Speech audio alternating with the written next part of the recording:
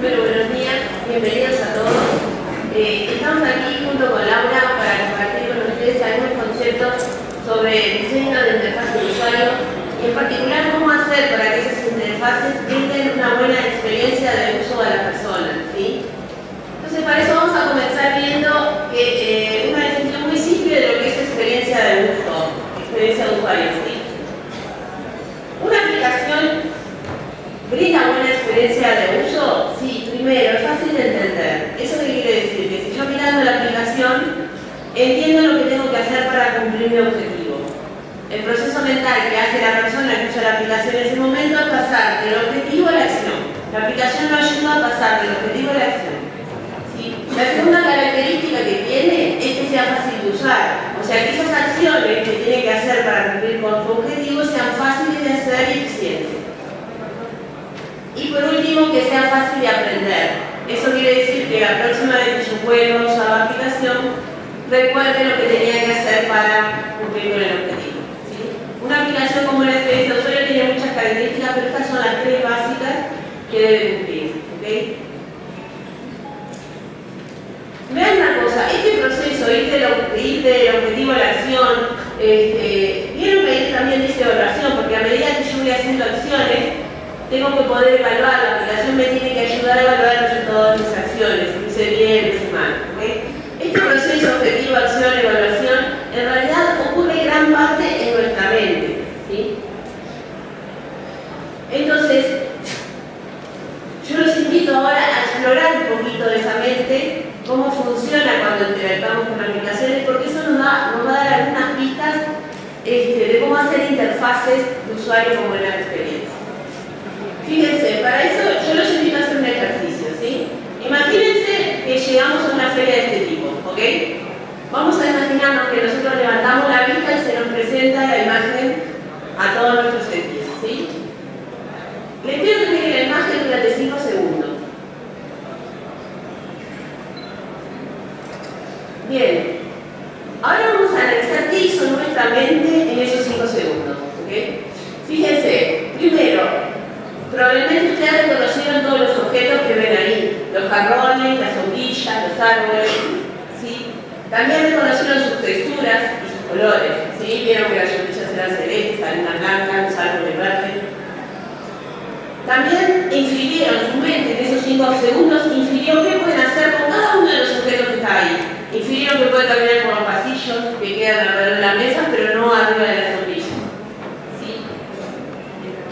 Nuestra mente, mientras miraba esta imagen, calculó todas las distancias relativas entre esos objetos, calculó los tamaños relativos, los árboles son más grandes que las sombrillas, hay jarrones más grandes que otros. Si por ejemplo ese señor que está ahí hubiera sido conocido del nuestro, nuestra mente lo hubiera reconocido también por su aspecto. Y vamos a agregar algo más. Supónganse que mientras nuestra mente hacía todo esto, nosotros estábamos hablando por teléfono, coordinando algo para hacer hoy de noche. ¿Okay? Ahora vamos a analizar ese proceso que acabamos de hacer, qué características tiene. Fíjense, lo hicimos rapidísimo, hicimos una cantidad de cosas muy complejas solo en 5 segundos, súper rápido, ¿ok? ¿Quedamos cansados después de hacer todo esto? No, ¿verdad? O sea que el esfuerzo de hacer todo esto para nuestra mente es casi cero, ¿sí? ¿Cometimos algún error? Nos equivocamos mucho al calcular distancias, tamaños. Y bueno, probablemente capaz que calculamos que ese árbol estaba un poquito más cerca de lo que estaba. Pero lo importante es que ningún error que podamos cometer nos va a alejar de nuestro objetivo. No nos vamos a tropezar con las mesas por haber calculado mal la distancia. No, o sea, cualquier error que cometamos no va a tener casi consecuencias. ¿Ok? Y además, lo hicimos casi sin concentrarnos. Recuerden que estamos haciendo todos los cálculos súper complejos y además estamos hablando por teléfono. O sea, esto que acaba de hacer nuestra mente es una proeza realmente. ¿Ok? Ahora les voy a poner otro ejercicio. Tenemos un triángulo rectángulo y tenemos que probar que el punto medio de la hipotenusa es equidistante de los 3 vértices de un triángulo rectángulo. Bueno, algunos nos van a dar un poco más de pereza hacer esto. Bueno, capaz que acá hay gente que me redivierte. Yo he dado esta charla y a veces se ponen, salen de la charla y se ponen a hacer el ejercicio. O sea, por el perfil de gente puede ser que a muchos les guste, pero en realidad nos va a dar un poco, al humano común, digamos, le va a dar un poco de pereza hacer esto, ¿sí? Ni ahí ya solo los 5 segundos, ¿verdad? Vamos a necesitar mucho más concentración, imposible resolver esto y hablar por teléfono, ¿ok? Tenemos probabilidad de cometer errores, pero lo más importante es que si cometemos algún error, ese error nos puede alejar totalmente de la solución final. ¿Sí? Ahora vamos a comparar los dos problemas. Fíjense, la feria dijimos que era muy rápido, sin esfuerzo, sin concentración y confiable, y el triángulo es todo lo contrario. ¿Será que el problema de la feria es mucho más fácil que el problema del triángulo? En realidad, en términos absolutos, el problema de la feria es muchísimo más complejo. Recuerden todo lo que hicieron. Es muchísimo más complejo que el problema del triángulo. Sin embargo, para nuestras mentes humanas, el problema de la feria nos resulta mucho más sencillo. ¿Sí? Y para entender por qué pasa esto, vamos a remontarnos algunos cuantos años para atrás, en la época donde el ser humano evolucionó. Imagínense que vamos caminando por la sabana africana, el hombre primitivo, y nos encontramos con esto. ¿Sí? ¿Qué le pasó a aquellos hombres en esa época que no reconocieron que esto era un león? ¿Qué les pasó los que no supieron calcular a qué distancia estaban? ¿O a qué velocidad venían? ¿Qué les pasó a aquellos hombres que no supieron inferir rápidamente lo que esta criatura podía hacer con nosotros? ¿Sí? Entonces, la evolución, a través de la selección natural, se encargó que sobrevivieran los que en realidad hacían muy bien estas cosas. ¿Sí? O sea, la evolución hizo que el hombre desarrollara habilidades para resolver este tipo de problemas. Vean que las habilidades para el problema del león son similares al problema de la feria. Somos extremadamente buenos los humanos haciendo esto. Sin embargo, volvamos al problema del triángulo. Nosotros en esa época remota donde evolucionamos, no necesitamos resolver triángulos para sobrevivir en ese ambiente, ¿verdad? Entonces nuestra mente no desarrolló habilidades especiales para resolver triángulos. Es más, para resolver triángulos nosotros en realidad usamos habilidades que tenemos para resolver problemas de tipo feria, de tipo león. Lo único que, claro, tampoco nos va tan mal resolviendo triángulos, ¿sí? Pero como usamos habilidades que evolucionaron para otra cosa, lo que nos va a pasar es que resolver triángulos va a ser lento, requiere esfuerzo, concentración y vamos a cometer muchos errores. ¿Ok? Ahora vamos a ver todos esos procesos cognitivos o mentales que vimos en el problema del león, la feria y el triángulo. Vamos a ver qué es lo que pasa en nuestra mente mientras ellos funcionan. ¿Okay? Entonces, para eso vamos a verlo sobre un esquema de la mente, un esquema bien simple de la mente. Vamos a verlo con el ejemplo del león. Lo primero que tenemos es el mundo. En el caso del león es el león con todo su pasaje, todo su paisaje alrededor, lo que vemos. Lo primero que tenemos que hacer, lo primero que hace nuestra mente es atender. No está difícil igual atender a esa escena, ¿no? Tenemos que atender porque si no, no vamos a absorber nada. Una vez que atendemos ese mundo, vamos a percibir algunas cosas. Nuestra mente en realidad hace un escaneo rápido, no percibe detalladamente toda la escena, sino hace un escaneo rápido, y nuestra mente tiene algunas reglas para percibir algunas cosas. ¿Sí? Evolucionó para saber qué tenía que percibir. De hecho, hay 3 cosas que siempre el humano percibe inmediatamente, que son las señales de peligro, los mensajes sobre comida y los mensajes sobre sexo. ¿Sí? Alguien decía que el ser humano en esa época cuando ve algo se hace 3 preguntas. ¿Me puede comer? ¿Me lo puedo comer? ¿O me puedo reproducir con él? ¿Sí? Y bueno, entonces ahí percibimos, probablemente en el caso de león percibamos a león. Seguramente no nos dimos cuenta de la vegetación atrás, de que colorera, si había flores, si había algo, probablemente no vimos nada. Bueno, todo eso que tomamos del ambiente va a la memoria, vamos a ver la memoria que se llama memoria de trabajo, ¿sí? Pero nosotros en realidad ya sabemos lo que es un león. Ya sabemos lo que un león puede hacer con nosotros. Entonces esa percepción del rol lo que hace es activar ciertos elementos de la memoria de largo plazo que van a la memoria de trabajo, y ahí rápidamente funciona un proceso que es reconocer. Primero reconocemos que sos un león y después inferimos toda la información asociada al león. Lo que pasa conmigo, qué decisión puedo tomar, etc. Este proceso que es atención, percepción y memoria, reconociendo lo que veo, vamos a dar dos tipos de memoria. La memoria en su sabor de reconocer es: yo tengo un estímulo perceptual y, por ejemplo, león, y enseguida lo reconozco. Es rapidísimo en los humanos, ¿sí? Sin embargo, vamos a ver el problema del triángulo sobre este mismo esquema. También tengo el mundo, en el caso del triángulo, el mundo que es el triángulo, la imagen del triángulo, la letra del triángulo, ¿sí? Pero voy a atender, me va a costar un poquito más entender el triángulo, y voy a percibir, para percibir voy a tener que leer exactamente la letra, porque cualquier punto, coma distinto que lea seguramente me cambia totalmente el problema. Entonces ya no es el escaneo en el caso del león, voy a tener que leer muy detalladamente. Eso también va a mi memoria de trabajo. Probablemente yo, para resolver eso, tengo que saber algo de triángulos. Eso lo tengo en mi memoria de largo plazo, las propiedades del triángulo, por ejemplo. Si yo resolvía un problema similar en el pasado, capaz que hay un algoritmo para resolver ese problema.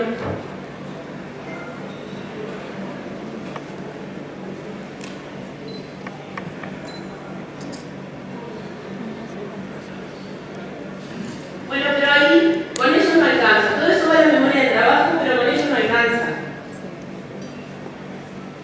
Para poder resolver el problema del triángulo necesito ejecutar un proceso mucho más complejo, que es el pensamiento. ¿Sí? El pensamiento es mucho más caro, requiere mucho más esfuerzo, me lleva mucho más tiempo. ¿Sí? No, recuerden que lo evolucionamos para esto. Es más, a ver, uno cuando habla del cerebro humano lo asocia con el órgano por excelencia del pensamiento. ¿Sí? Sin embargo, el cerebro humano no evolucionó para pensar, al contrario, evolucionó para no pensar. Nosotros usamos mucho más la memoria, aunque no creamos que el pensamiento, muchísimo más. Nosotros usamos la memoria, por ejemplo, para reconocer a las personas, para reconocer los objetos. Todo lo que hacemos, la mayoría de lo que hacemos desde que nos levantamos a la acostamos, lo que hacemos es reproducir procedimientos que están en nuestra memoria. Pensamos muy poco durante el día. Un ejemplo de esto es, bueno, no solamente caras de objetos, sino también procedimientos que están en nuestra memoria, que es manejar, cocinar. ¿Okay? Recuerden ustedes cuando empezaron a manejar, ¿sí? Cuando aprendieron la primera vez a manejar. Los primeros días, cada cosa de manejo, cada pequeño detalle requería de mucho pensamiento. El balance entre embrague y acelerador, mucho pensamiento. Cada cambio que poníamos, teníamos que pensarlo. Cada vez que movía el volante, según para el lado que tenía que dar, bueno. Y así, con un poco de práctica, ese procedimiento muy complejo que nos requería mucho pensamiento pasa a nuestra memoria, y hoy los que sabemos manejar podemos manejar y de pronto ir resolviendo el problema del triángulo. ¿Sí? Esto es una proeza del ser humano y además es como una estrategia del cerebro para no pensar. Entonces, acabamos de ver algunos procesos cognitivos, ¿sí? Como el reconocer, la percepción, la memoria, el pensamiento. Vimos que algunos son mucho más caros que otros. ¿Okay?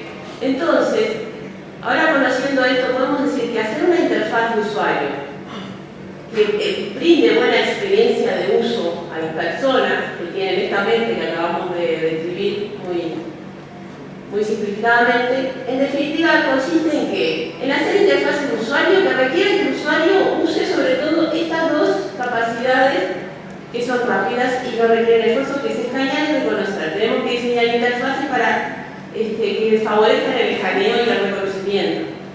¿Sí? Que usen un poquito menos las capacidades que son un poquito más caras, de leer y de recordar. La diferencia entre recordar y reconocer, los dos usan la memoria. La diferencia es que recordar yo tengo que usar la memoria sin ningún apoyo perceptual. En cambio, en reconocer yo le doy una lista de opciones y elijo y reconozco cuál es la que quiero. Y bueno, y por último, definitivamente tenemos que evitar que sea necesario para los usuarios la necesidad de pensar. El pensamiento es algo que tenemos que resguardar para que el usuario lo use para las cosas intrínsecas de su tarea, pero no para lidiar con la interfaz de usuario. ¿Okay? Bueno, ahora con esta introducción, digamos, yo me voy a dejar con la de manera que va a hacer bajar esto al piso, digamos, y les voy a contar de algunos principios que en definitiva si lo seguimos vamos a lograr interfaces de usuario que sean menos costosas para las personas.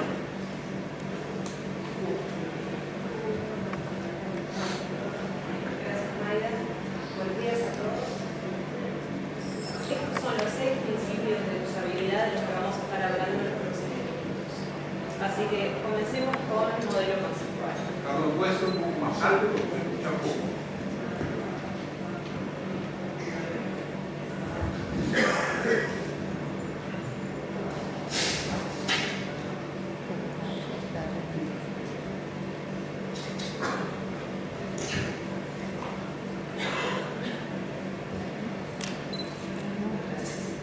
¿Se escucha ahora? Perfecto. Gracias.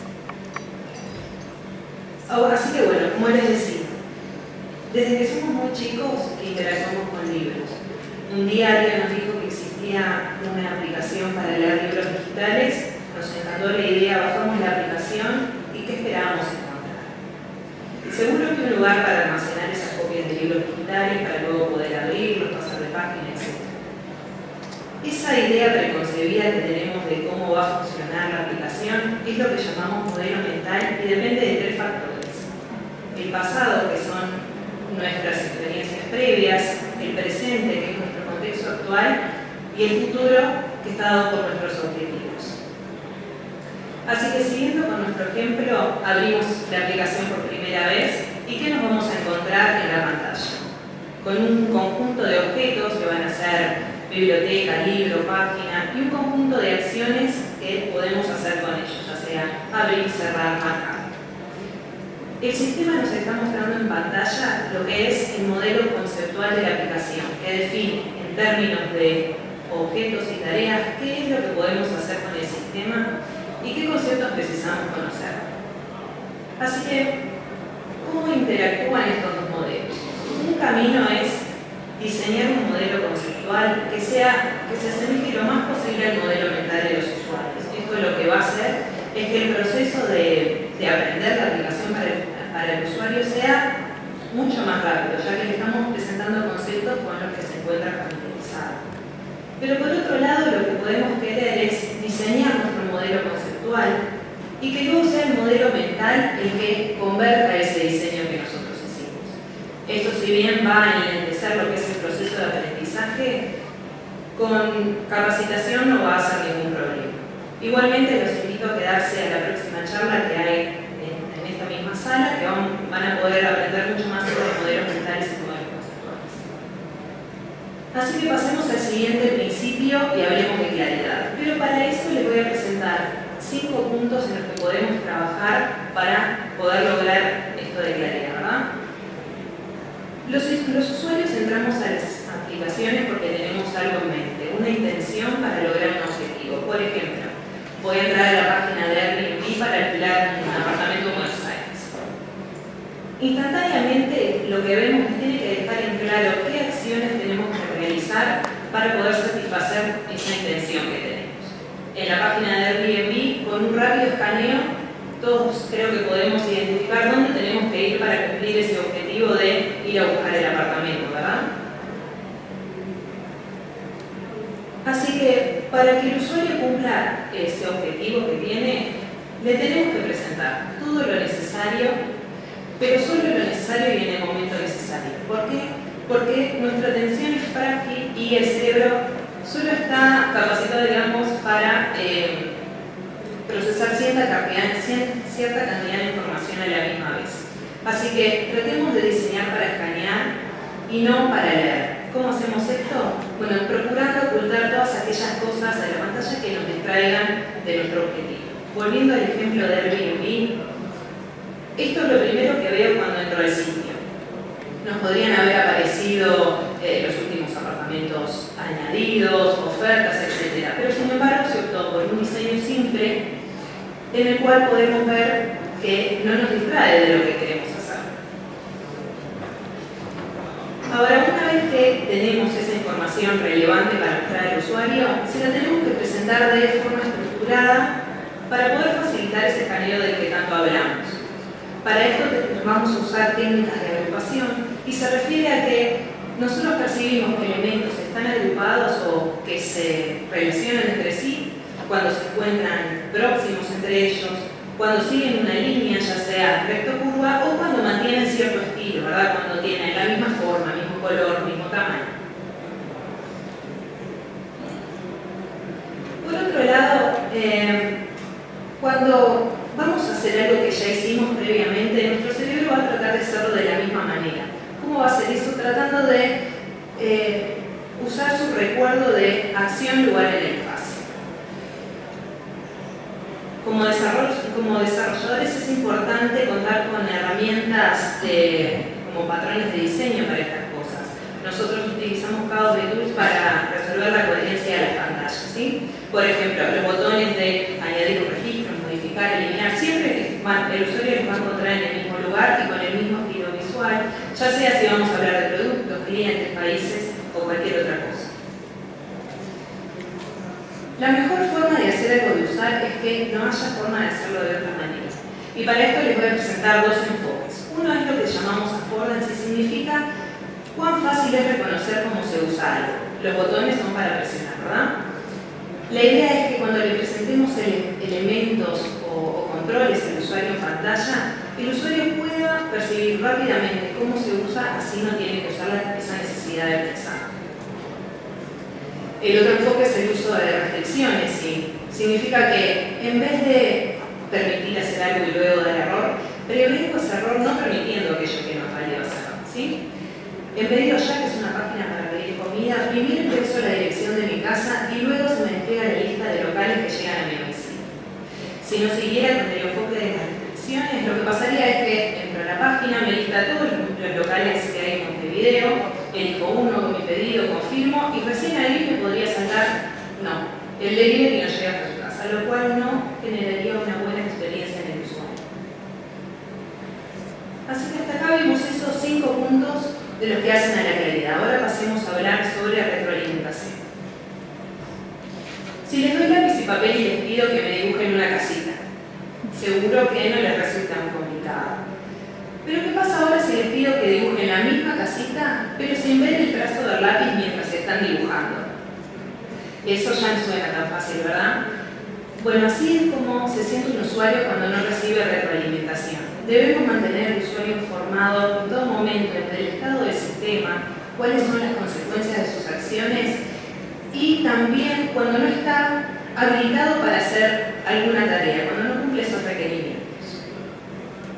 Así que hasta acá vimos 3 principios cuyo objetivo es acelerar el tiempo o adaptar el costo de entender la aplicación. Los próximos 3 que vamos a ver se van a tratar sobre cómo reducir el costo de operar con ella. Así que hablemos de eficiencia. Y cuando nos referimos a eficiencia, estamos hablando de poder ejecutar nuestras tareas con el menor costo y en el menor tiempo posible. El uso inteligente de valores predeterminados es vital para este propósito. Pensemos en la aplicación de EasyTaxi. Yo cuando entro a la aplicación, lo primero que hace es cargar la ubicación donde me encuentro en ese momento. Eso es eficiente, ¿verdad? No gasto energía pensando cuál es el nombre de la calle, no pierdo tiempo escribiendo la dirección. Así que pasemos al siguiente principio, que es tolerancia. Todos nos equivocamos, ¿verdad? No tenemos que olvidar que los usuarios muchas veces operamos con nuestras aplicaciones en un entorno de estrés. Me refiero a un cliente adelante, cruzando la calle, etc. Nuestras aplicaciones tienen que ser tolerantes a estos errores para incrementar la confianza del usuario e incentivarlo a explorar y aprender nuestra aplicación. ¿Cómo logramos esto? Bueno, primero tratando de que sea difícil equivocarse, pero en caso de que pase, de que el costo de recuperarnos del error sea bastante barato y que el sistema nos ayude en el proceso.